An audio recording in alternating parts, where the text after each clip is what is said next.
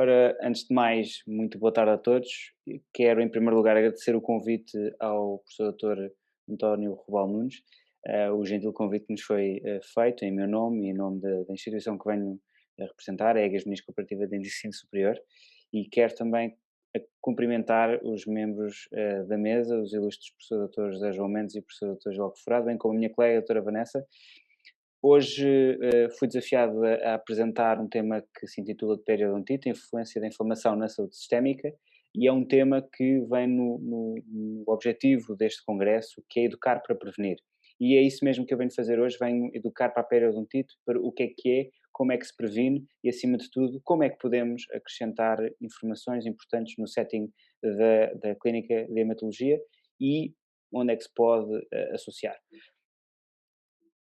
Ora, em primeiro lugar, nós hoje vou falar sobre a periodontite e saúde sistémica, como é que a periodontite e a hematologia se associam e algumas keynote messages.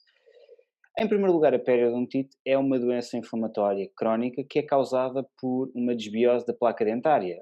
Todos temos placa dentária ao redor dos nossos dentes, fruto daquilo que ingerimos e fruto da nossa microbiota, que é normal.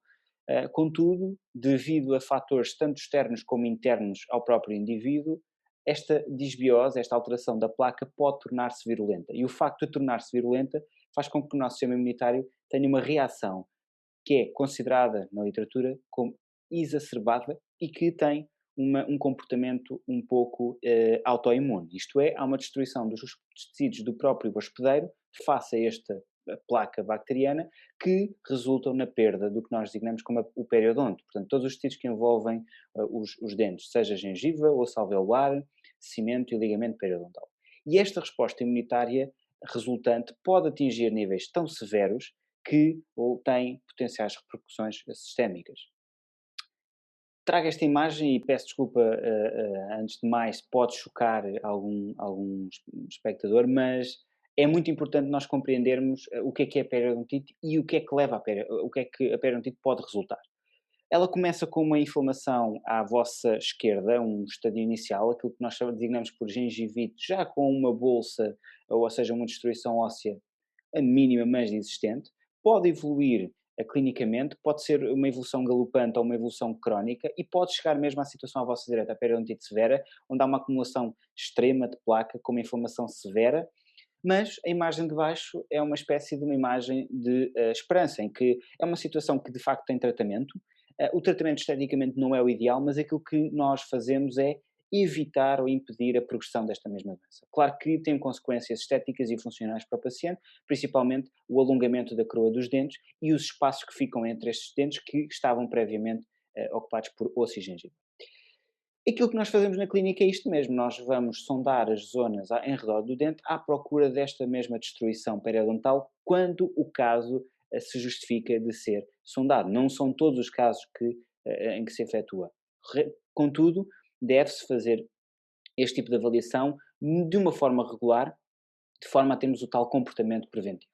De acordo com o estudo Global Burden of Disease de 1990 a 2010, a periodontite severa foi classificada como a sexta doença mais prevalente no mundo inteiro, sendo que afeta 11,2% da população mundial, estimando-se que afeta cerca de 743 milhões de pessoas.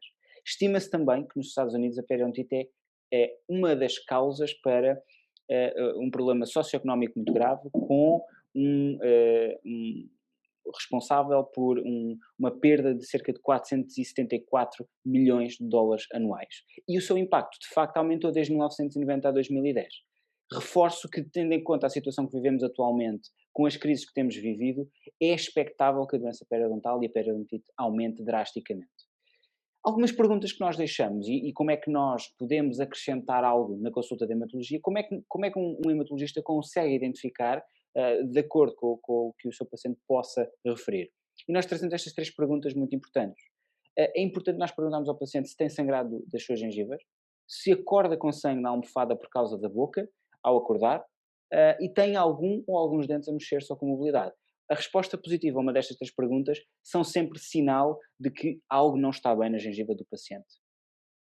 Qual é então a situação da periodontite em Portugal? Um estudo realizado pelo nosso grupo, publicado no ano passado no Scientific Reports, diz que 6 em cada 10 pessoas, numa população do sul da região da área metropolitana de Lisboa, 6 em cada 10 foram diagnosticadas com periodontite, sendo que 7 em cada 10 apresenta a doença periodontal se incluirmos a gengivite. E 46,2% da população em geral apresentou periodontite moderada a severa, o que é uma situação catastrófica que demonstra a carência grave ao nível da saúde periodontal, bem como ao nível da literacia para este problema e para a saúde oral em global.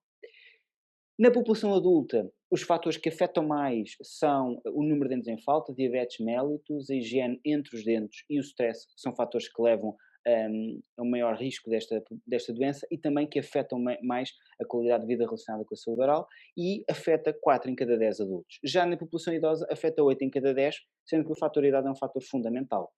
Mas, curiosamente, o sentir a boca seca, a xerostomia e o stress auto-reportados pelo paciente têm o mesmo impacto que o número de dentes perdidos e têm muito mais impacto do que a própria periodontite, o que confirma a preocupante iliteracia para este problema. Agora abordo a situação da periodontite e saúde sistémica, quando este já é um mecanismo amplamente conhecido e amplamente aceito. Nesta revisão na Nature Reviews in Immunology, por parte do professor Agi Shingalis, de facto, o biofilme, quando se torna virulento e promove a destruição periodontal, leva a uma inflamação sistémica. Inflamação essa que é guiada pelo aumento dos compostos inflamatórios, interleucina 1 beta, interleucina 6 e o TNF-alfa, mas também uma disseminação dos produtos bacterianos pelo organismo, que leva a uma reação por parte do nosso fígado, aumentando a produção de proteína C reativa, fibrinogênio, partículas amiloides séricas, promove também, ajuda na formação das placas da troma, onde já foram encontrados compostos periodontopatogénicos nestas placas da troma. Um aspecto muito importante, está muito associado com complicações pré e pós-parto, principalmente parto prematuro, baixo peso à nascença, pré-eclâmpsia, complicações durante o parto e outras alterações, nomeadamente com o sistema intestinal. Contudo, o que é que o nosso grupo também tem contribuído para esta percepção? Recentemente nós provamos que as pacientes com síndrome de ovários poliquísticos apresentam maior risco de apresentar periodontite e vice-versa. Também pacientes que tenham tido um transplante de órgão, quando apresentam periodontite, apresentam níveis de interleucina 6 séricos acima, peço desculpa aqui o erro, são níveis séricos e não sérios, uh, com a presença de periodontite em comparação com pacientes que não têm periodontite e, portanto, pode levar a complicações sistémicas graves que ainda são incertas. Já a periodontite agressiva está associada com maiores níveis de cortisol a salivar, e aqui demonstra um papel também do stress nesta relação periodontite e saúde sistémica, e muito recentemente também um estudo em que participámos com a University College of London, em que a presença de periodontite está associada a uma maior atividade de doentes com artrite reumatoide. E, portanto, surge-nos a terceira questão, que é a periodontite e a hematologia. Como é que se relaciona? Eu trago-vos este esquema porque foi uma questão que nós colocámos no início do ano e que trabalhámos com esta equipa do professor Francesco Daiuto, da University College of London. A nossa questão seria, será que nós conseguimos identificar um paciente periodontal com periodontite através das suas análises que nós designamos como standard, um hemograma, um leucograma e um trombograma? Para esta questão, nós submetemos recentemente este trabalho já finalizado ao Experimental Hematology, que foi aceito com revisões major. As nossas duas principais perguntas foram: será que pacientes saudáveis com periodontite apresentam estas alterações do hemograma, do leucograma e do trombograma quando comparamos com pacientes sem periodontite? A nossa segunda pergunta foi: na eventualidade de haverem estas alterações, será que o tratamento periodontal poderia corrigir estas alterações?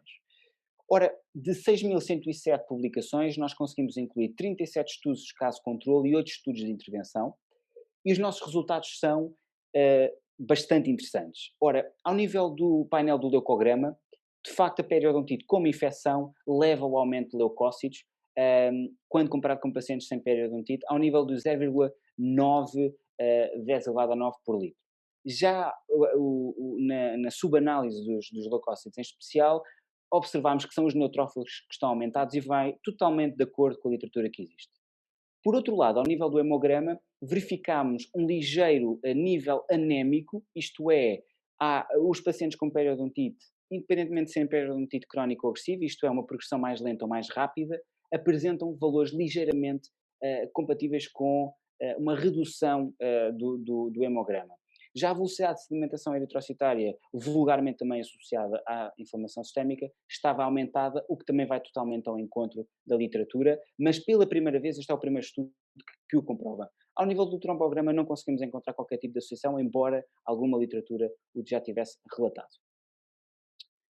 Depois fomos tentar perceber se a gravidade da doença, a severidade, ou severity, poderia estar associada a um maior aumento. E sim, a periodontite severa, isto é aquela que está com um avanço muito mais significativo, está associado com o aumento de leucócitos e neutrófilos, mas quando pesquisamos a eficácia do tratamento periodontal não cirúrgico, de facto verificamos que o tratamento periodontal que nós damos na consulta de medicina dentária e de periodontologia é eficaz a reduzir este aumento de leucócitos. Mas um aspecto que eu trago aqui hoje, no sentido de desafiar os colegas da hematologia, é de iniciarmos investigação com mais profundidade nesta área, porque o tipo de diagnóstico que foi efetuado em grande parte desses estudos foi muito heterogéneo e que teve um efeito muito consistente nos resultados. E, portanto, quando utilizamos diagnósticos que são amplamente aceitos pela Federação Europeia de Periodontologia, a Academia Americana de Periodontologia, os resultados foram muito mais consistentes. O que nos diz que teremos que fazer mais investigação, com maior perspectividade e utilizando métodos de diagnóstico eficazes. E, portanto, é necessário e há espaço para esta investigação e desafiamos os colegas que tenham este interesse para trabalhar juntamente connosco.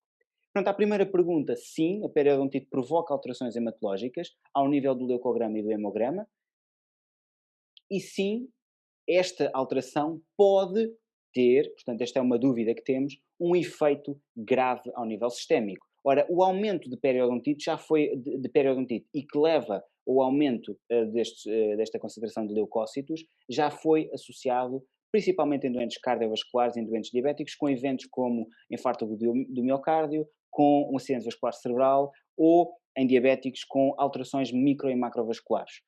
E, portanto, o risco é incerto, mas cada vez mais a evidência mostra-nos que a periodontite contribui para a pioria desta situação sistémica.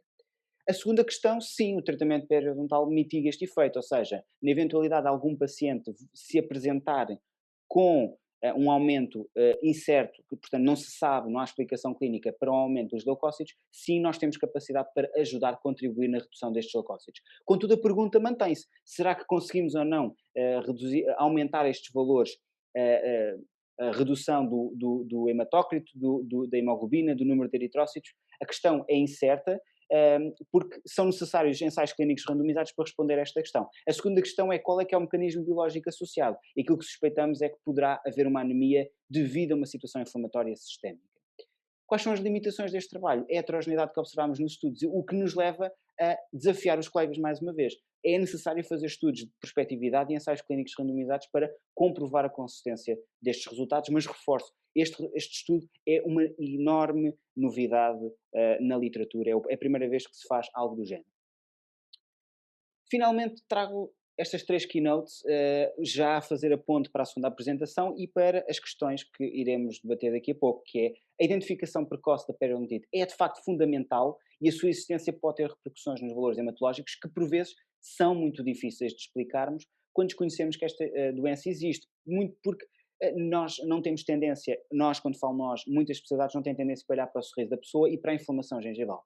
Em segundo lugar, a relação que a periodontite tem com valores hematológicos carece ainda de investigação, mas parece apontar para um aumento, portanto, níveis de leucocitose, níveis de anémia, aparentemente, obviamente temos que ainda estudar melhor o contexto clínico de cada um destes valores, mas não tem qualquer tipo de associação com o trombograma.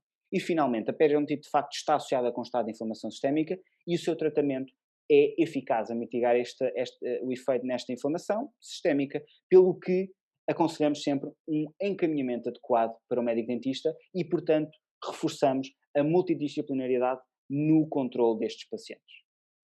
Muito obrigado pela vossa atenção e estou a dispor para questões que possam ter.